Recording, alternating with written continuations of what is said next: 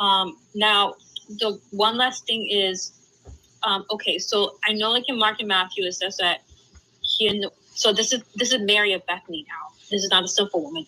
Mary, yes. So in Mark and Matthew, it says that he anointed Jesus on his head. So now in John, it says that he anointed his feet and wiped it with her hair. So it's an either or again? So can you show me Matthew and Mark saying she only wiped his head, not his feet? That's a myopic way of reading. Why do you read the Gospels in such a myopic fashion? So if I said, well, hey, my wife washed my head, and then tomorrow I say to someone, she also washed my feet. Where's the contradiction? There is none. So why do you keep reading it as either or, as if it's either this or that? So if she wipes his head, she won't wipe his feet? Or if she wipes his feet, forget his head?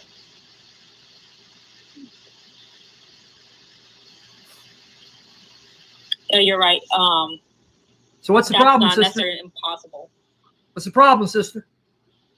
I guess no problem. Exactly. You keep reading the Gospels as if they are hostile witnesses in conflict, as opposed to seeing them as pieces of the puzzle that when you bring them together, you get the complete picture and the masterpiece. You've been polluted by Bart Ehrman too much. May the Lord cleanse you of that. Is there a contradiction to say, on this day, I'm using an example because that's happened, my wife washed my head. But then tomorrow I say to someone else, hey, my wife, is washing my feet. Oh, you contradict yourself, Sam. You told me your head. Yeah, but moron, did I say only my head? No, I didn't say only. Okay. Then why do you read it as such? Why do you read into the text words that aren't there? I'll give you an example of what I mean.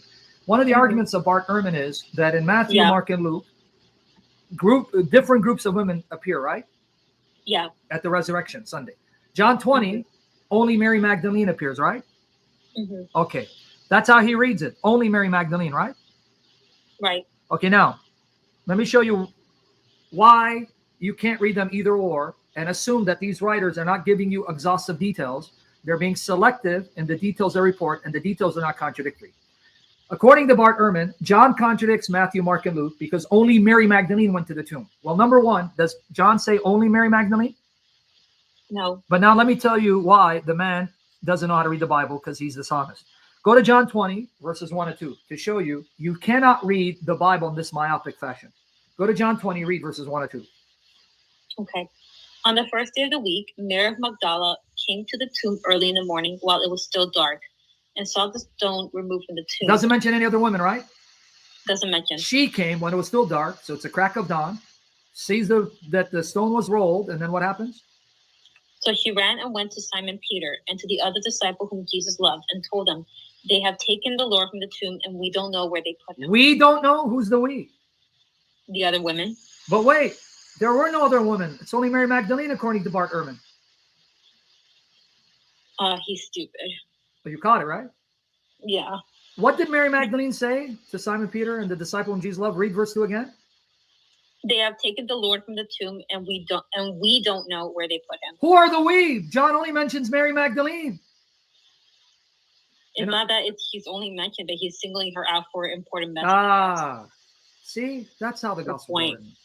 The Gospels are written selectively to emphasize a certain aspect of the narrative without implying they don't know the rest of the details or are contradicting the rest of the details, because they have a purpose. And to prove that they're aware, there's more to the story. Here, the same John who just mentioned Mary Magdalene, that's the only woman he mentioned, is aware she wasn't alone because he quotes her saying, we came and we don't know where the body is.